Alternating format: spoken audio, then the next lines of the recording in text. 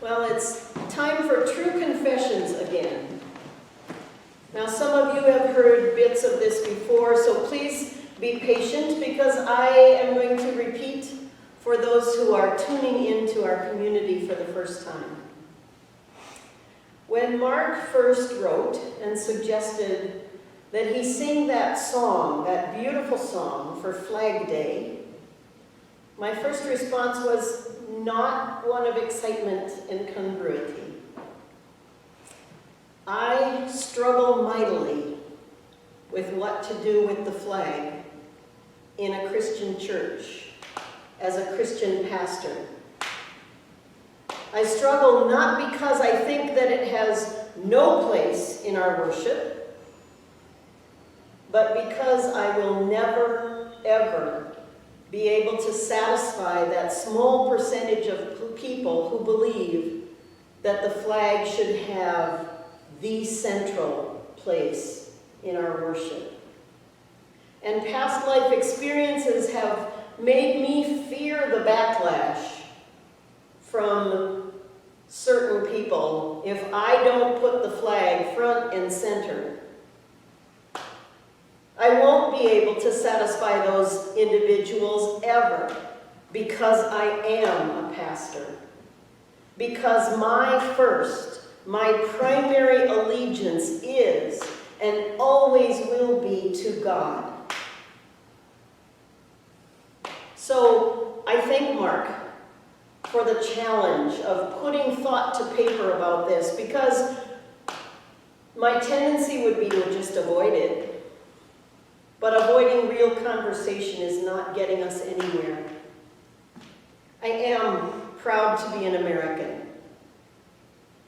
And I also know that I would be equally proud of my homeland had I been born in any other place in the world. I don't need to declare my way or my tribe as the best, or the only, or the first, in order to be proud. In fact, the identity of being one of many nations who builds up the other nations around the world would be the country of which I would be the most proud. This was a point of contention before 2001 to be sure. Where does the flag fit in the sanctuary? But since the attacks of September 11th, it seems that there has been an escalation of what feels to me like a false pride in the flag, in the country, in patriotism. Maybe it's born of fear, perhaps born of insecurity as we all of a sudden realized that we were much more vulnerable as a nation than we believed we had been. But there seemed to have been born from that event a patriotism that feels to me to be living somewhere on the surface. A patriotism that is based on the letter of the law as interpreted by a few individuals, and completely intolerant of the diversity of who we are. The woman who proudly displays the flag on the front of her tidy house and then calls the police because she sees a black man in her neighborhood is not doing her patriotic duty. She is letting the evil norms of racism that live in this country dictate her actions. The guy who proudly waves 2 flags off the back of his pickup truck and then yells out the window, "Go back to where you came from," to the Hispanic workers who are on their lunch break is not being patriotic.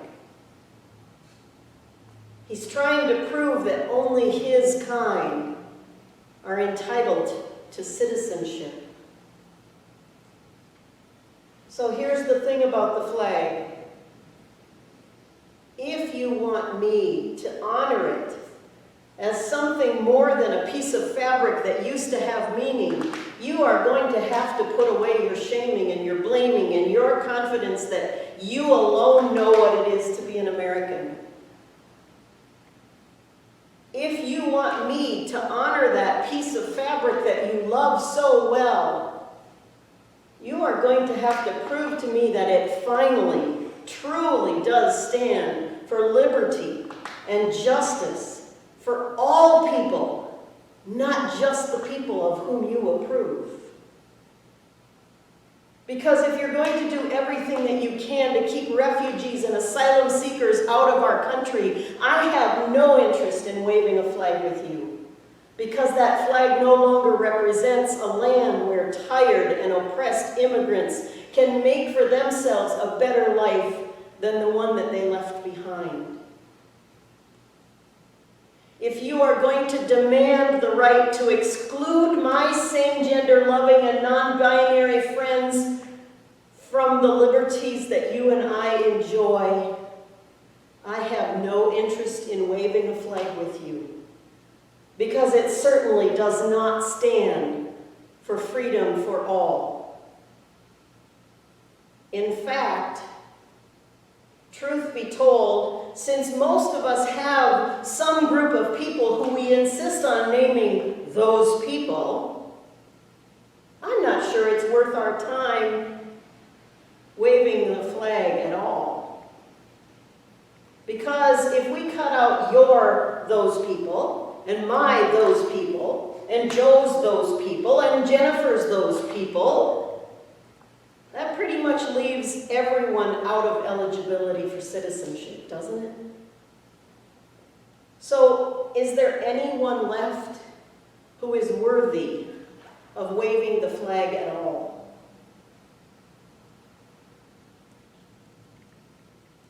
The early followers of Christ's way were struggling with a similar dilemma. Theirs, too, was about wrestling with their identity in a land where they had learned their vulnerability. Remember, these Romans were kicking out all the Jews from the city, and yet this group remained. They were challenged to define who would be welcomed in, who would be eligible to really call themselves full members of this new branch of Judaism.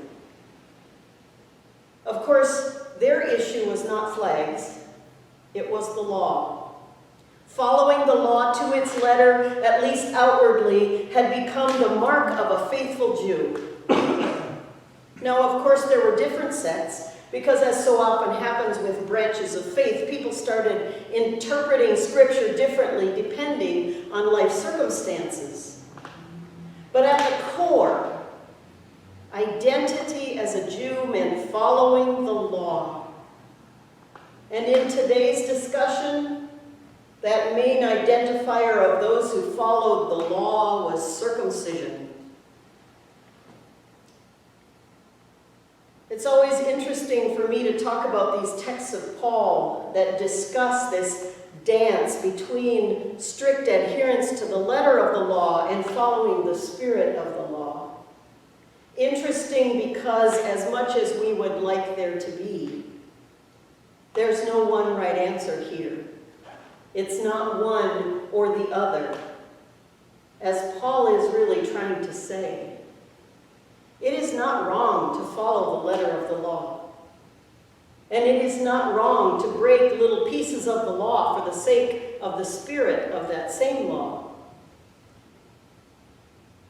What I hear Paul saying is that either of those falls short of wholeness when we lose sight of one another in the process.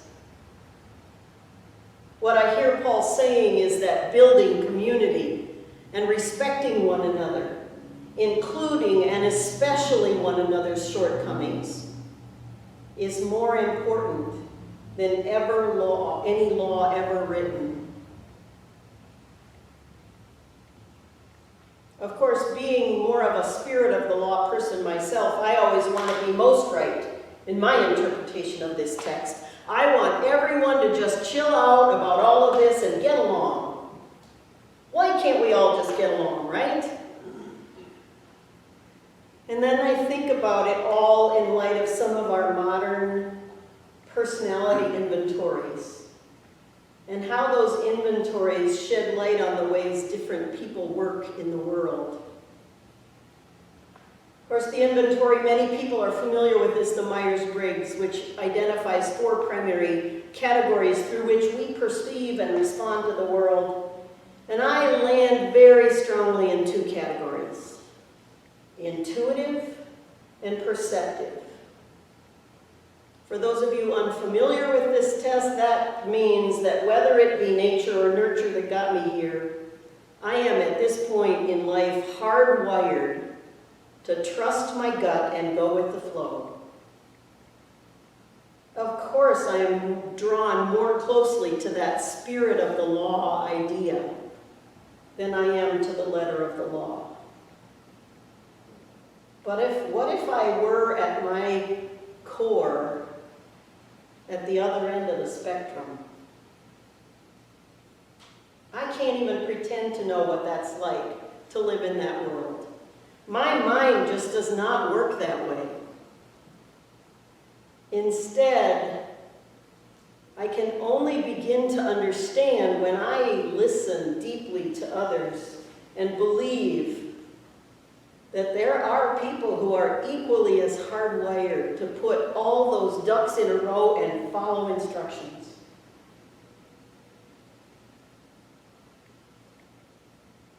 Paul says this: when Gentiles who do not possess the law do instinctively what the law requires, these, though not having the law, are a law unto themselves. They show that what the law requires is written on their hearts, to which their own conscience also bears witness, and their conflicting thoughts will accuse or perhaps excuse them on the day when, according to my gospel, God, through Jesus Christ, will judge the secret thoughts of all. But if you call yourself a Jew and rely on the law and boast of your relation to God and know his will and determine what is best because you are instructed in the law, and if you are sure that you are a guide to the blind, a light to those who are in darkness, a corrector of the foolish, a teacher of children, having the law, in the law, the embodiment of knowledge and truth, you then that teach others, will you not teach yourself? Not one of us is perfect. Every one of us falls short of all that we could be. The question is, do we have the grace? There's that word again that Paul loves so much. Do we have the grace to hear one another and respect one another and keep our hearts tuned into the Spirit's calling?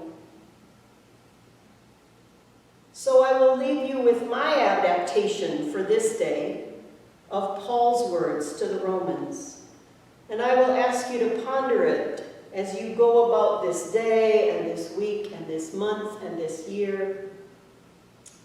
Ponder it the next time that anger rises within you, that your neighbor isn't doing what you want them to do. Ponder it the next time someone accuses you of not doing it right. And know that God believes in you even if your neighbor doesn't. God knows your intentions. God knows your heart.